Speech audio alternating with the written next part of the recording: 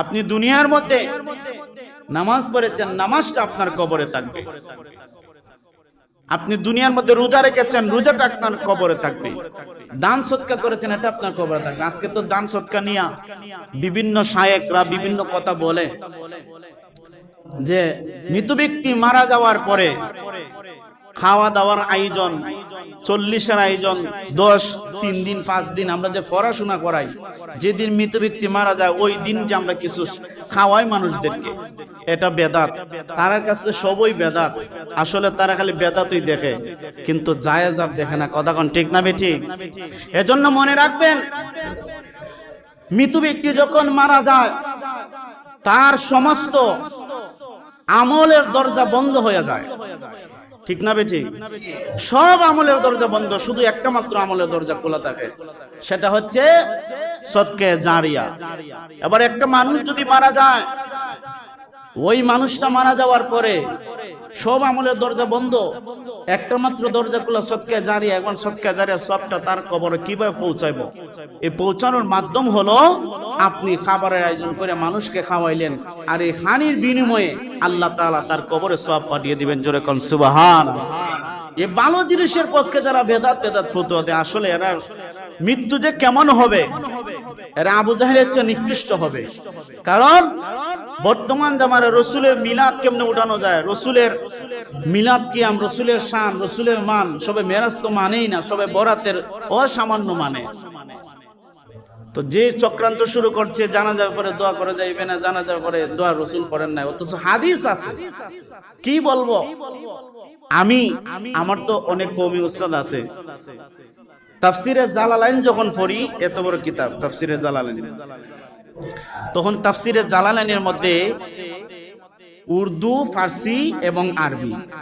আপনি তাফসিরের কিতাব পড়তে গেলে যোগ্যতা লাগবে আপনার। উর্দু পড়া পারতে হবে, ফার্সি পারতে হবে, আর হিন্দিও মাঝে মাঝে আছে, আর আরবি জানতে হবে। এবার আরবিতে লেখা আছে, আর নিচে দিয়া এখান সাইডে দিয়ে আবার হাসিয়া আছে। এই হাসিয়ার মধ্যে উর্দু ফার্সি থাকে, জের জবর নাই। এখন জের জবর ছাড়া এগুলা কিতাব যখন আমরা পড়াইছিল হুজুর উস্তাদে, আমরা পড়ছি। আমার পাশে বৈশা একই কিতাব আমি চৌকে দেখি, হে কয় এটা মানি না, হুজুরে কোন এটা মানা লাগবো, আরে হে কয় এটা মানি না।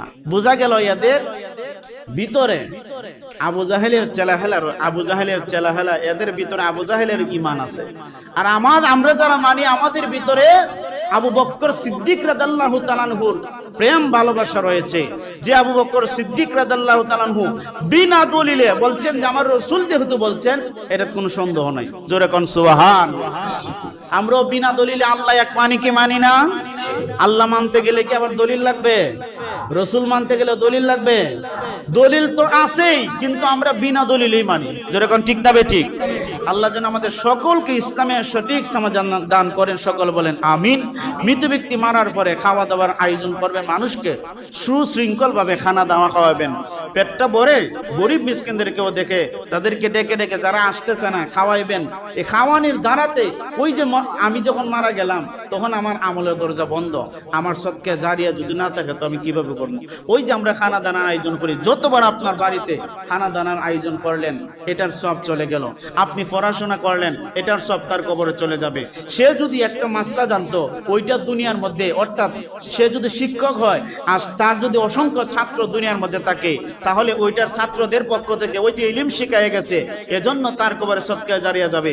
সে যদি গাছগাছালি লাগাইয়া যায়, গাছের মধ্যে যতগুলা ফল ধরবে, গাছের যতগুলা ফল পাখি খাবে, মানুষ ছায়া পাবে, উপকার হবে, তত সদকা জারিয়া সব তার কবরে যাবে। রাস্তাঘাট নাই, রাস্তাঘাট সে করে দিল, রাস্তা সুন্দর করে দিল, মেরামত করে দিল, এটারও সদকা জারিয়া সব তার কবরের মধ্যে চলে গেল। এভাবে মৃত ব্যক্তির আমল নামায় সদকা জারিয়া সব যেতেই থাকবে। এজন্য ভালো কাজ করার দরকার আছে না নাই? জোরে বলেন আছে না নাই? এজন্য শাবান মাসে আসুন, নিজেকে একটু চিনি, একটু তাওবা করি, এখান থেকে আমরা আমলের প্র্যাকটিস করে নেই।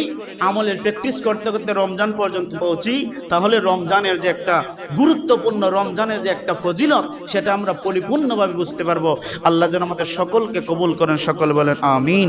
ওয়া আখিরি দাওয়ানা আলহামদুলিল্লাহি রাব্বিল আলামিন। আসসালামু আলাইকুম ওয়া রাহমাতুল্লাহ।